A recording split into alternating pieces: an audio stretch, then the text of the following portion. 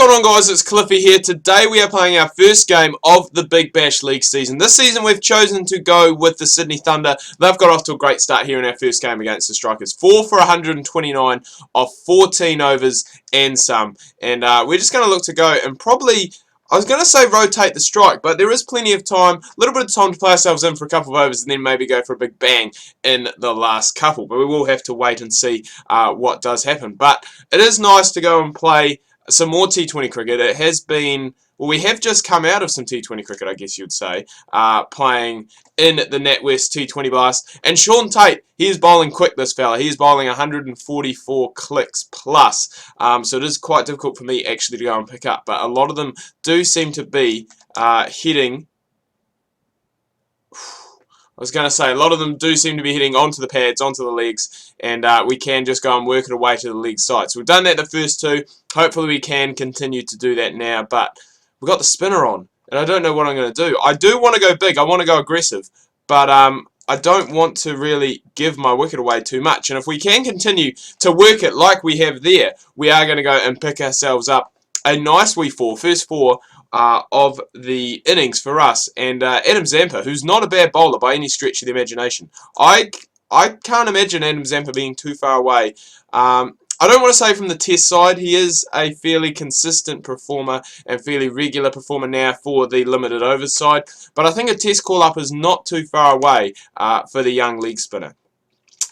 Apparently, I think the reason he did miss out on the series in Sri Lanka, he was playing in the Caribbean Premier League, but I think it also was due to the fact that he hadn't had a great Sheffield Shield, and he doesn't have a great Sheffield Shield record to date. So hopefully he can go and fix that up. We finally don't time one that well, but we will still go and pick up two. So picked up 14 off the first 4 balls, and that score is ticking over towards the 150 very early on in the innings. So either way, we are going to put a decent total up on the board. And we're just absolutely creaming it now. We did struggle with that second one from Sean Tate that I guess we just played the wrong line and it was given a wide. But after that, we have been very, very impressive at nudging it around against both the quicks and the spinners. So we just got to keep that up. Hopefully our bowling isn't going to be affected, I should say, too much from this performance. But I do kind of want to go big. But at the end of the day, I do just want to go and try and nudge it around, work, I guess, a little bit on that average. And, you know, we've still got Ryan Carter's down the other end who can still bat. You know, he's still decent, can still hit a good ball. So hopefully he can go and do that. We can build a nice wee partnership, get somewhere up around that 180, 190 would be a very nice platform to go and put on. But we will have to wait and see what happens because there's only 3 overs left to go now.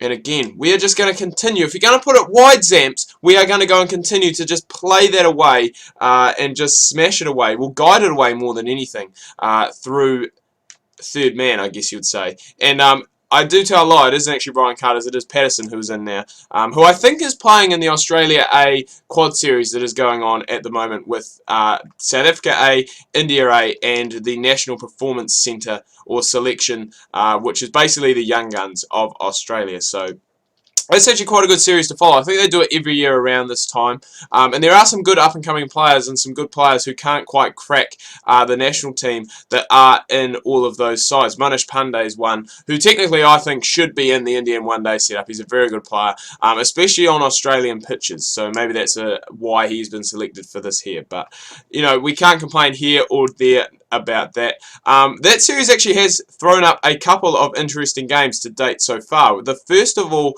being India A getting rolled for 55 in a game, and it wasn't like it was a terrible batting pitch by any stretch of the imaginations. Australia A got there, I think, 56 for 2 after about 17 overs or so. So they weren't going out there to try and smash it. They're just going out there to try and lose as few wickets as possible. So it definitely wasn't a bad batting surface. Oh my God, Cliffy, what are you doing? That is just absolutely stupid. I don't know what I was trying to do there. We were actually playing really well, 29 off 14, and that is what we are going to have to do in this Big Bash season. I think that has been a little bit of a problem in this career mode, is we are batting at number 6, and we haven't really been producing with the bat as we would like. You know, number 6 in T20, you are expected to contribute, you are expected to score runs, and you're obviously going to come in, maybe bowl a little bit of part-time stuff, but we will have to wait and see. So we're going to head just for the Yorkers first up, just to try and negate as many runs as possible in this power play. But we haven't started off well there, as that one been driven away. They were, well, I was going to say, probably should have picked up 3, but just the 2. We'll take that. We will not mind one bit. So now that we've done our betting, we've done, I guess, talking about T20 cricket in general, we are going to go back, talk about some test series that are either finished or due to start in the next couple of days. So the first one, which finished 2 days ago, the third test between Australia and Sri Lanka. Now this game actually had quite a lot of importance, not only for these two teams, but for India as well. If India, I think before everything started, if Sri Lanka won their series, I think 2-0, and West Indies won at least 3-0, in their series against the West, India won their series against the West Indies 3-0 or more, it would mean that we would have a new world number 1. And that did happen. India went up 3-0. They're yet to play the 4th test against the West Indies, but Sri Lanka beat Australia. Australia having another collapse in the second innings of their 3rd test match against the Sri Lankans. And they've gone up and now have won the series 3-0, which a lot of people heading into that series would have not predicted. They would have predicted Sri Lanka probably to roll over, fall over, as they did a little bit in England in the test series. But, you know, they've got some good young players in there, some good young spinners that can possibly go and take over from Harath when needed. Because Harath, he's getting on. He took 13 in this game, and he is a real important part of this Sri Lankan side. You know, without him, he does bowl a lot of overs, a very crafty bowler, very tricky bowler. So it'll be interesting to see what does happen there. But with Australia losing that series 3-0, and as I said, India currently up 3-0 in their 4-match series against the West Indies, it does mean that we do have a new world number 1. And the rankings were released last night, and actually it is quite strange, some of the rankings. I am just trying to remember some of them off the top of my head. So Australia haven't just dropped to 2nd, they've dropped to 3rd. Pakistan have gone up, they are now in 2nd place after their 2-2 draw with England. And India are obviously 1st. I think England are 4th, New Zealand 5th, Sri Lanka 6th, South Africa 7th. Now that's another thing I'm going to talk about, is the South Africa and New Zealand series, which is due to kick off, I think, tonight, probably about an hour after you guys do get this video. So that's going to be a good series. But South Africa currently sitting in 7th in the Test rankings. They haven't had a good time in Test cricket as of late, and that obviously is reflected in...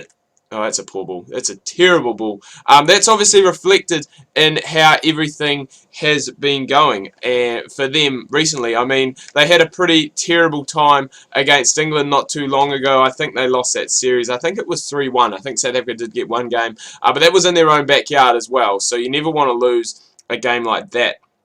You never want to lose a series, I should say, 3-1 in your own backyard. So... Oh, just like that. Of course we get the wicket off the no ball. Of course we get the wicket off the free hit. That is always the way. But this has been a little bit of an expensive over so far. We've gone for the 4. We've bowled a couple of extras as well. So that is interesting. But yeah, that New Zealand-South Africa series, it is going to be interesting. As I've said earlier on, I believe Faf du Plessis is captaining for the South Africans. AB de Villiers is out. And I think Morne Morkel is not playing either. So... two big players, two experienced players, I guess, for the South Africans are going to be missing. But they do have the talent and they do have the depth to go and really make that up later on down the track. You know, they definitely have the talent pool that they can go and bring it in. Probably I would say that South Africa, even though they may not be the best test side, and I mean that shows it on paper at the moment, currently sitting 7th in the ICC test rankings, but... you know, for me, definitely a side that does have a lot of depth. If a player drops out, someone can come in very easily. I think Australia's in the same boat. New Zealand is starting to get there.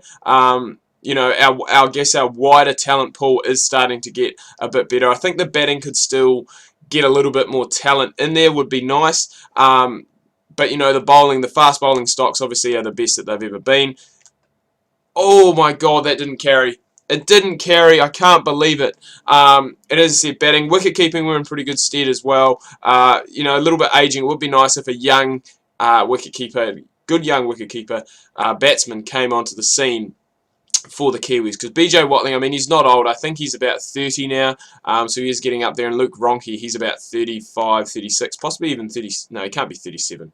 That's way too old. But yeah, he's definitely up there, so he's only got a few years left in him. But it'll be interesting to see what happens, you know, come down the track if BJ Watling does do a Brendan McCullum and possibly gives up the gloves for a higher position in the, you know, especially the test side, I guess you'd say. A lot of people saying he should be in the limited overs side as well, which I do agree with them. I think Ronke has had enough chances. He didn't do much in the T20 World Cup whatsoever. His glove work definitely is up to scratch. He's a very good gloveman. But I think, you know, he definitely needs to contribute with the bat as well, and that's something he hasn't been doing. Obviously, if you have a look at his one-day record, it basically is just the one good innings that he had against Sri Lanka. I think he scored about 157 in that game. It's his only 100 that he scored, and you know, you need a little bit more from your number 7. I mean, not hundreds necessarily, but, you know, you want 40s, 50s, 60s, even 70s, you know, quick stuff at the end of the innings. And quite often, he doesn't do that. He's just in there, gets out pretty quickly, doesn't score too many, and you know, you don't want that. You want a guy who is going to go and contribute for you a little bit with the bat, as well as being handy with the gloves behind the stumps. But we've got 22 left to defend off 4 balls, so basically we just need to make sure that we didn't go for a 6 that one, and as long as we don't bowl any wides or no balls, then we are going to be in with our first win for this Big Bash season. So 22 off 3, technically impossible, unless we do have a no ball or a wide or something like that. So whatever happens from here on out, it isn't too bad. We've finished up with a pretty good game, you'd have to say. 29 with the bat. Got out to a pretty stupid shot selection. But then 2 for 24 with the ball. You definitely can't complain about that. RPO of 6 at the moment.